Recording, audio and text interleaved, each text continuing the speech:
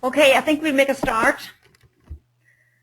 We'll start. Nora, welcome. Thank you. Hiya. Okay. Brilliant. Okay, well this morning what I was going to talk about was creating and sustaining a collaborative learning community, and just talk you through the approach that we're taking in one of our projects in trying to do this.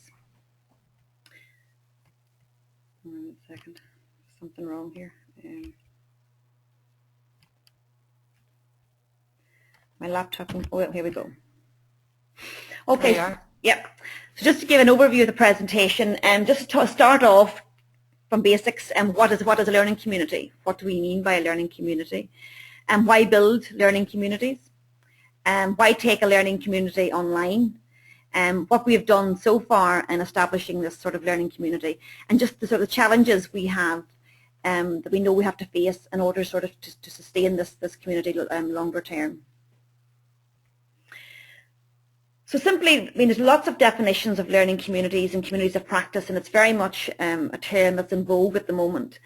But simply, what it means to us is social and knowledge networks building very much upon our existing collaborations with different industry sectors, universities and other research, fostering opportunities for people to work together, generate ideas and concepts and learn from each other.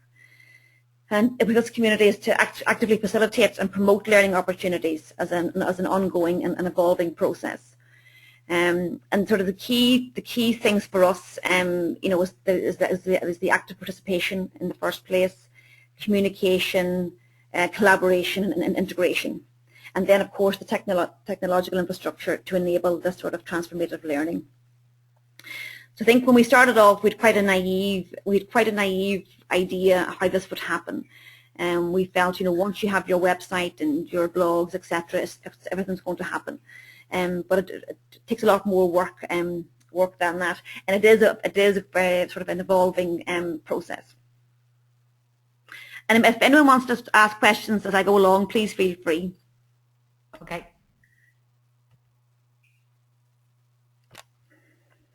Stuck again, sorry.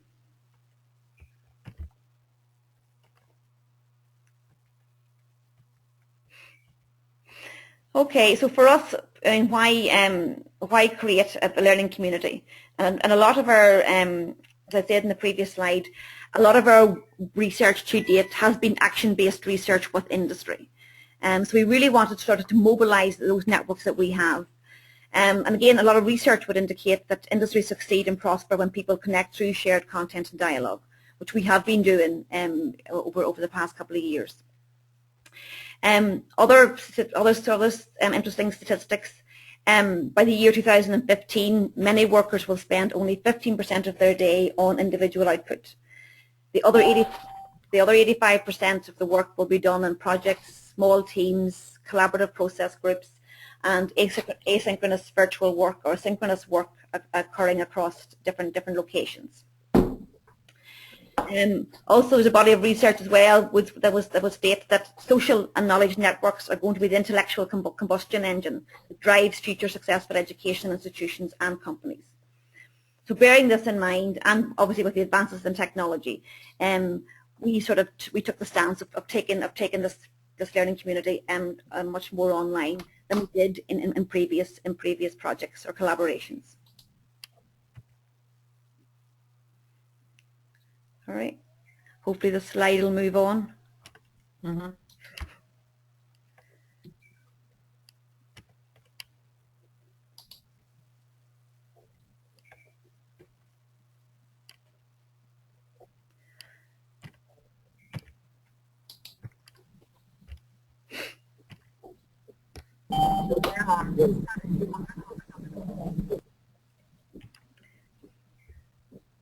Sorry, folks, my machine seems to have crashed again, or seems to have stalled again.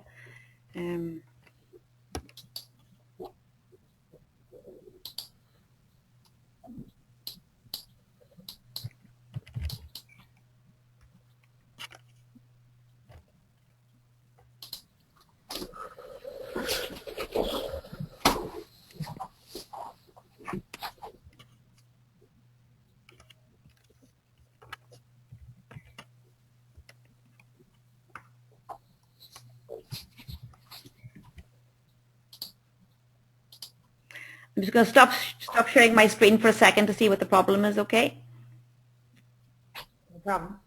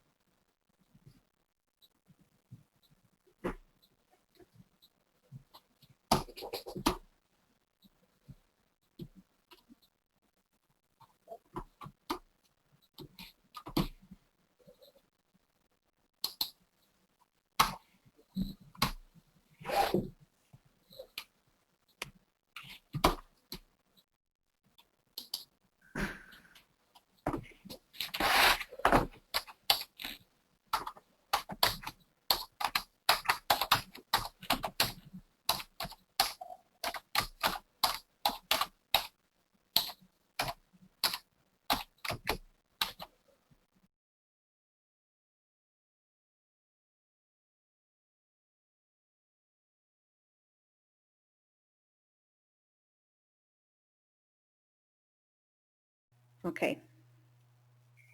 So yeah, so I mean, as I said, we have been working as a part of a learning community for the past couple of years. Going back to the HILIS project that we've mentioned in some of these webinars, HILIS was a very large integrated project. But what was interesting about HILIS was that these smaller communities or centres of excellence naturally emerged as the project progressed. So different clusters of partners with the same interest areas, etc., sort of naturally formed around these little communities of learning to help solve problems and come up with tool development, etc. In the current MASCA project that these webinars are part of, there's a very explicit learning strategy, which this is all part of, and looking at the learning strategy as an ongoing and collaborative learning process, with each phase involving preparation and guidance, collaborative learning, the consolidation of that learning, and practically focused next steps. Okay. So the next question then is why take a learning community online? I mean, just quite simply, I mean, where would any of us be today without the internet? I mean, it's just an integral part of how we communicate, how we learn, even how we conduct business. And this environment, the online environment, provides a platform to connect with others and share information, exchange ideas. So to this whole idea of sort of cultivating lifelong learning and to even to mobilise further or extended networks. And from our point of view, we see this learning community as a very resourceful and strategic approach to sharing knowledge and collaborating, while combining just everyday work, education and technology, etc. And then also, I mean, the existing popularity of wikis, blogs, Twitter, and then the personal internet sites such as Facebook. And again, we'd argue quite strongly that any lack of online initiative would be a disservice to the future interests of education institutions and the industry. So quite a strong stance there in relation to why we take this online.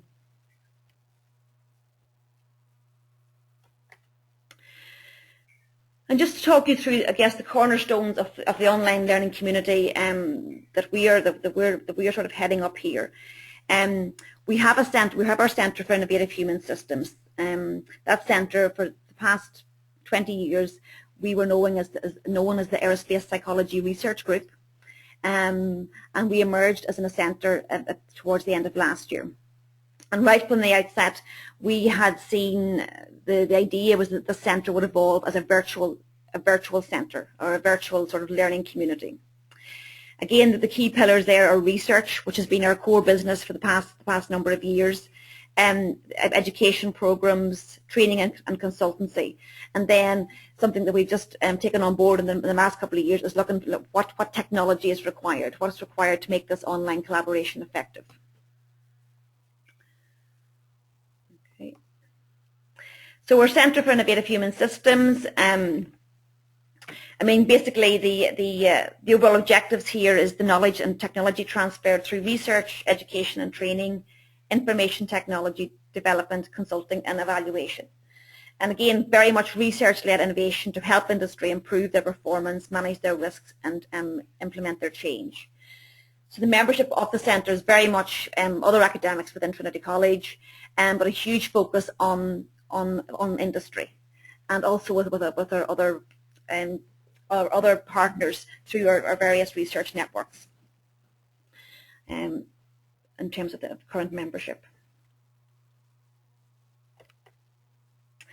Again, the research that we're talking about, we builds on a 25-year track record.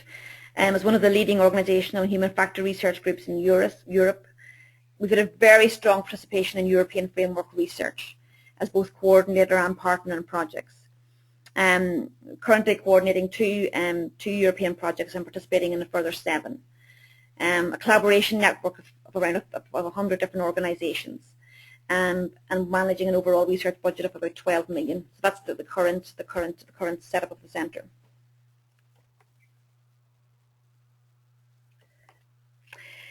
Education, again, education is obviously key. We're based in Trinity College.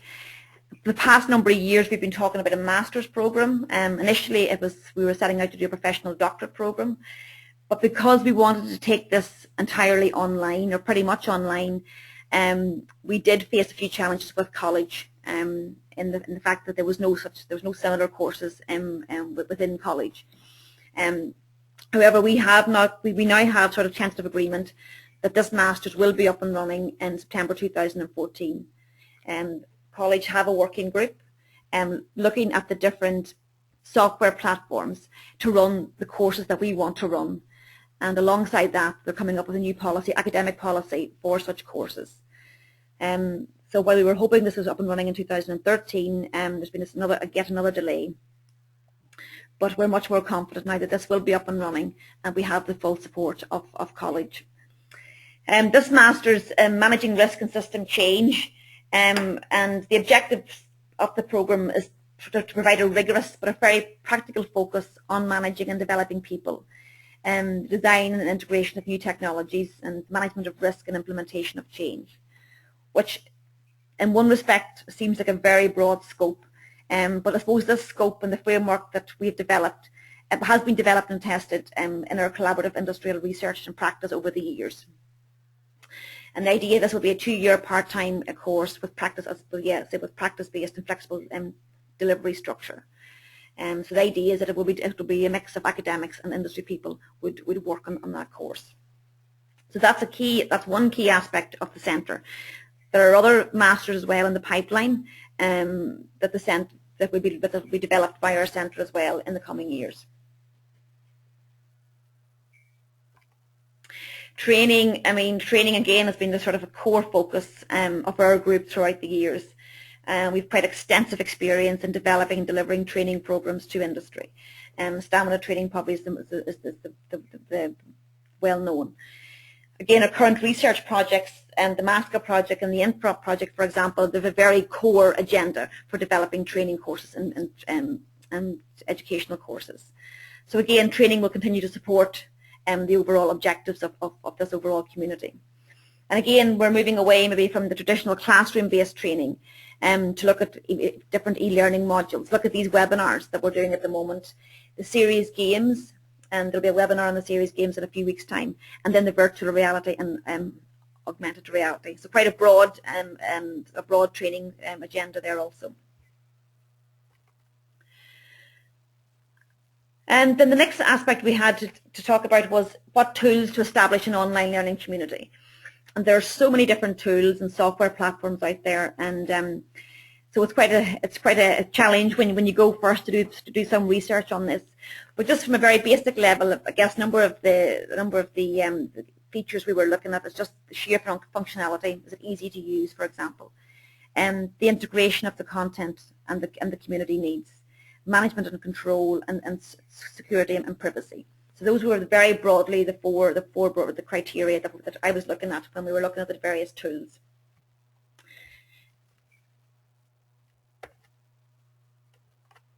And just out of interest for today's presentation, I did go back through the years to see what are the top 10 tools for learning, both in educational domains and also in sort of learning communities like we're trying to establish here. And Twitter since 2009 has been the top, still has been in the top ranking, number one. YouTube has held its own very much as well. Google Drive, Google Docs, Google Drive is in at number 3. Skype in at number 4. WordPress is a particular software platform for developing blogs. Dropbox, Prezi. We've noticed even in our own students now, Prezi is taken over from PowerPoint. Moodle again seems to be one of the most popular of the virtual learning environments. SlideShare, and then EduGloster. It's a tool where you can develop interactive posters and include videos and all sorts of things, and which is quite good as well. So these seems to be the top 10. Out of interest, I looked at Facebook down at number 14, Google Search at 15, LinkedIn at 31. But what's interesting is the iPad and apps. So I could get nothing up until this year, was coming in at rank 44.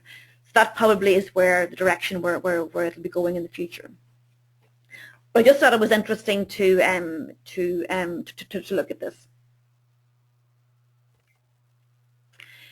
Before we go in, I'm going to see, can I go into our own page?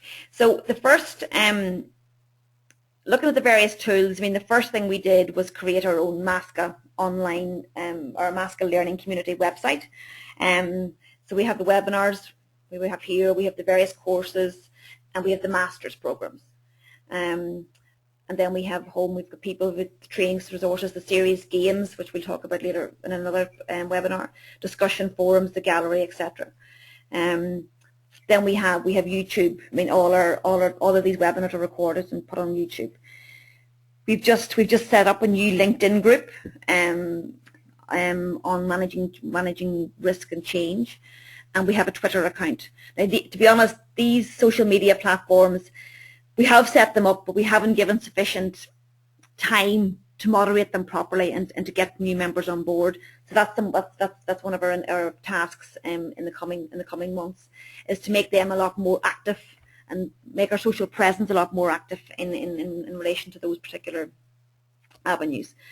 The webinars, which we're part of here, we've started this just as a pilot program as part of the MASCA project, just to see the level of interest and just to sort of check the technology, because even I'm here and it's very disconcerting talking to a computer. But so it's just to take this learning from these webinars as well and build that into for our online courses. But again, these webinars were advertised fairly widely, and people could. Siobhan, yeah. Siobhan, can I ask a question? Yeah, no problem. Yeah, can I just ask a question? Getting back to your presentation, yeah, where you have the classification of, I think you put Twitter as number 1. I just had a question asking, I mean, how did you, like, that slide? Yeah. How is Twitter the number 1 tool for learning? Because isn't Twitter more like, used by celebrities and stuff to yeah, no, I was, yeah, no, it is used quite a lot by celebrities, but I think just in terms of there's various learning centres that carry out such research. And but it was so that was basically I just looked at one in Australia, one in the States, and one in Europe, and looked what was coming out as the top. But this is basically what they were suggesting, that Twitter is used a lot, and yeah. So they've identified Twitter as as number one tool for learning. Well, most of them it's part of a learning package, but just in terms of just snippets of knowledge, and just communicating snippets of knowledge or details on a conference or a particular paper, it seems to be used very, very widely. Because I was actually surprised that it was used within educational programs more than I actually would have imagined. But yeah, so I just that's the way I just pulled that information together. And okay. And then I suppose from our own point of view, even though we'd set up a Twitter account, we haven't actively used it for various reasons. But yeah, it can be used as a key communication tool within these different various learning environments. So. But yeah, no, good question, John, and I'll double check that out just to make sure. Anybody else, any questions or thoughts on that?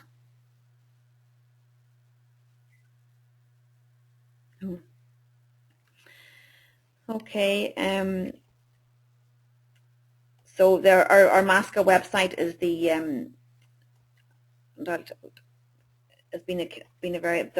I should say that's been developed by John there, who was just talking. The next sort of decision we're making is in relation to the software or the tool for a virtual classroom, particularly to facilitate the master's program. And again, I mean, there's so much out there, and again, the key features we're looking at is web conferencing, sharing documents, being able to chat seamlessly, within these virtual meetings, being able to annotate as you're presenting, quiz questions, to give multiple choice questions, to have virtual breakout rooms, and then to sort of to mobilize mobile collaboration, for example, and then for us to integrate it obviously with our college VLE. And again, a number of tools that we're looking at. Two that's coming out on top at the moment would be Adobe Connect and Blackboard Collaborate, and those are different tools that college is actually looking at. But there's a range of tools, even GoToMeeting, what we're using at the moment. So that'll be a next decision point in terms of what software we select for this.